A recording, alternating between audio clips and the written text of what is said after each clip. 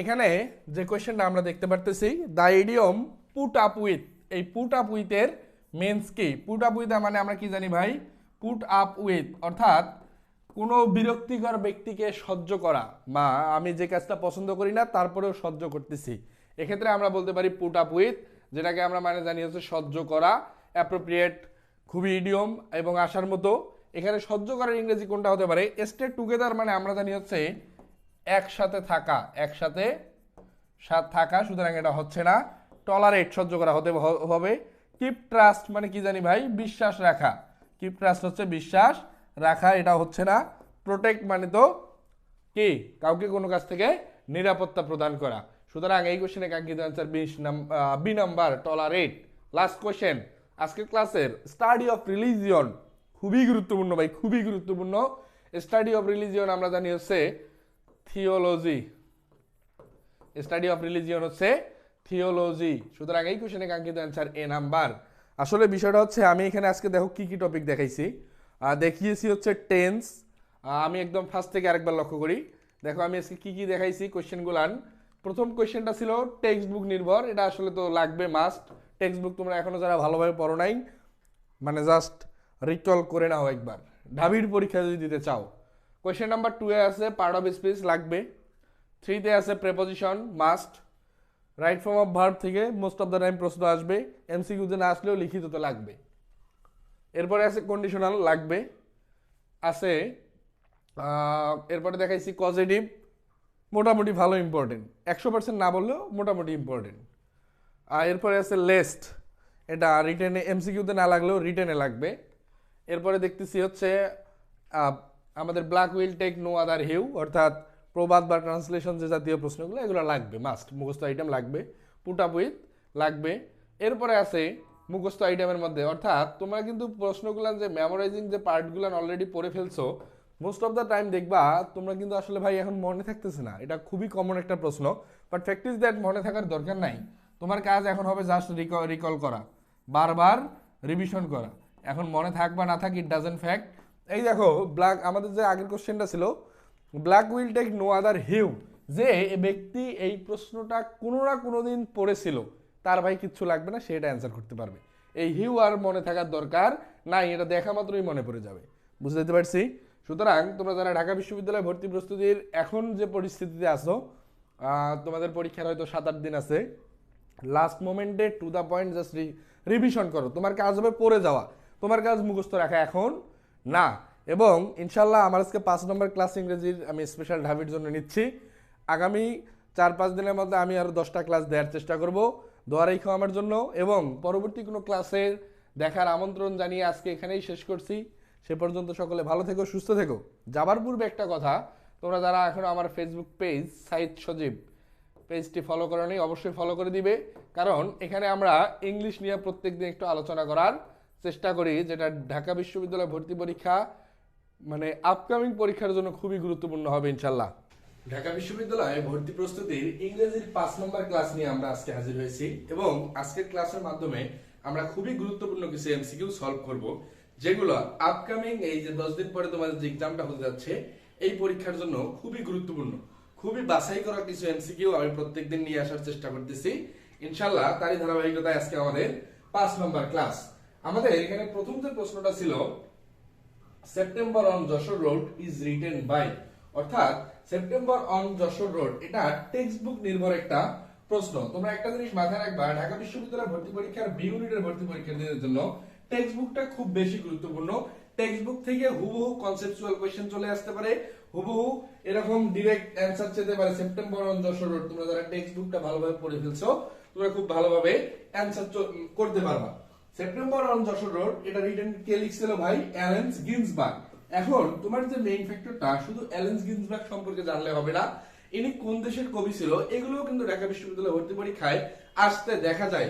Allen Ginsberg কবি ছিলেন হচ্ছে ইউএসএ, বা যেটাকে আমরা বলি United states of America. United states of America. একটা জিনিস মাথায় রাখবা, প্রত্যেকটা অপশন বা প্রশ্ন পড়ার সাথে সাথে এর সাথে অন্যান্য কি কি লিঙ্ক আপ আছে, কি কি আসতে পারে, এই বিষয়গুলো একটু পড়ে ফেলা জরুরি।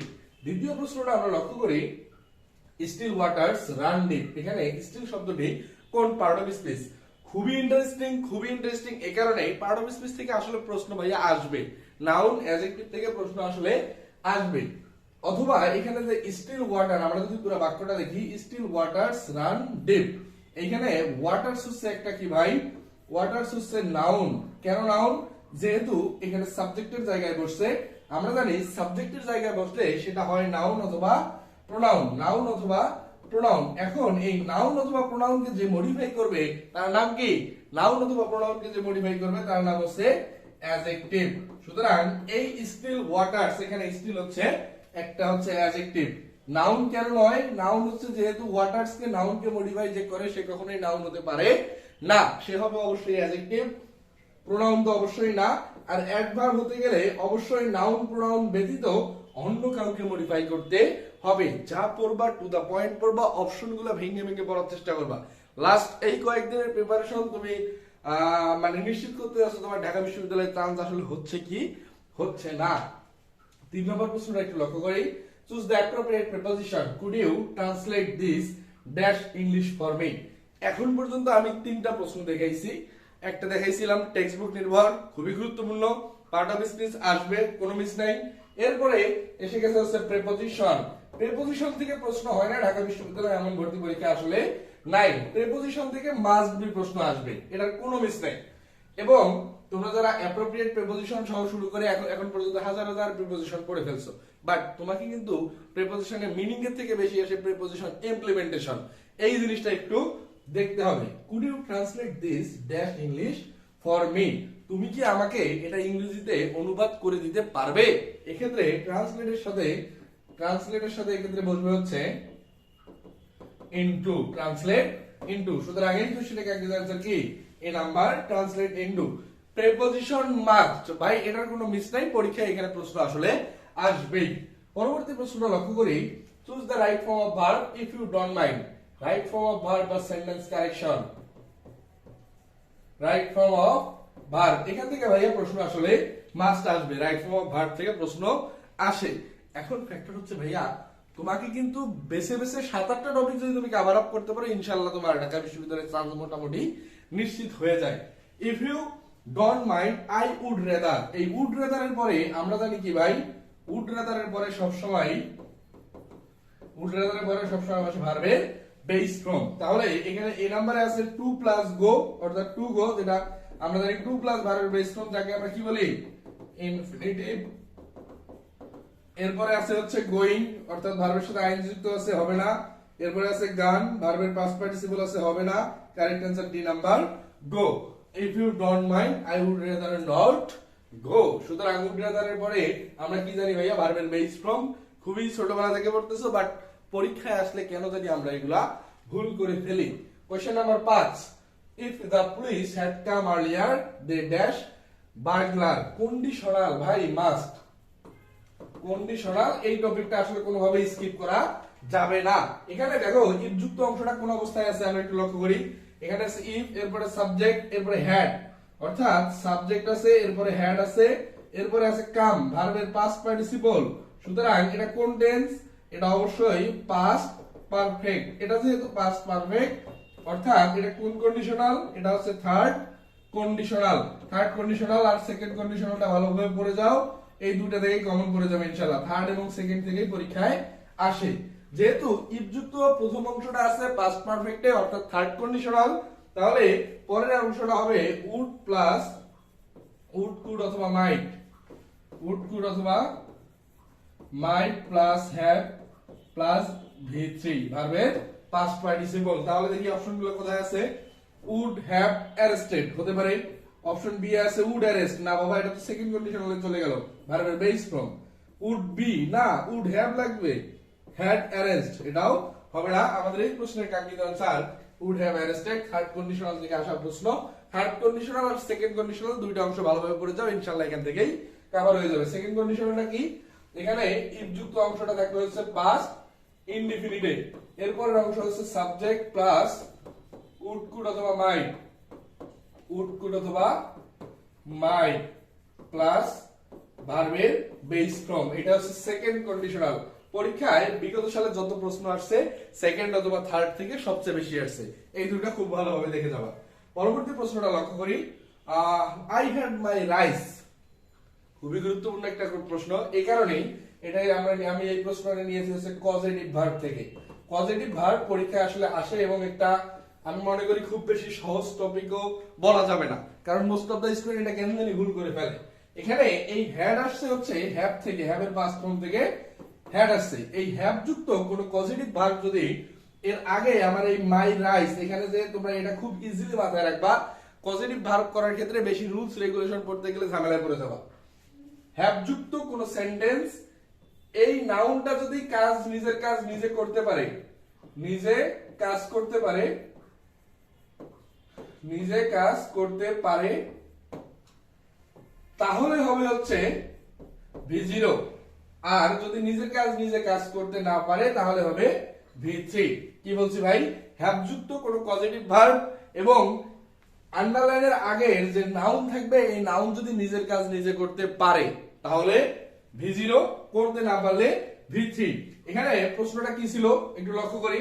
এখানে প্রশ্নটা ছিল ভাই আই হ্যাড মাই রাইস, এই মাই রাইস কুকড, অর্থাৎ আমি যে আমার ভাত বা আমার যে চালটা আছে এ কি নিজে নিজে রান্না হতে পারে? নিজে নিজে রান্না হতে পারে? অবশ্যই না, নিজে নিজে রান্না হতে পারে না। সুতরাং আমার লাগবে V3। এই কোশ্চেনে কাঙ্ক্ষিত answer cooked. I had my rice, COOKED। সুতরাং এই কোশ্চেনে কাঙ্ক্ষিত आंसर কি ভাইয়া? V3। আইএনজি হবে না, ইন কুকিংলি হবে না, টু বি কুকিং কোনটাই আমার স্ট্রাকচারের সাথে মিলে না।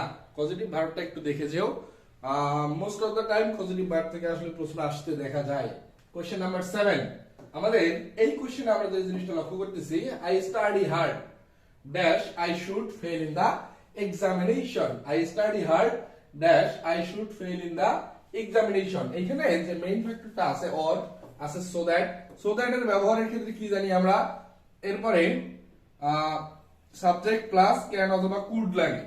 ক্যান অথবা কুড এখানে নাই, সুতরাং সো দ্যাট হবে না। লেস্ট, এই লেস্টের ব্যবহারের ক্ষেত্রে আমরা জানি লেস্টের পরে বসে হচ্ছে শুড, লেস্টের পরে বসে হচ্ছে শুড প্লাস ভার্বের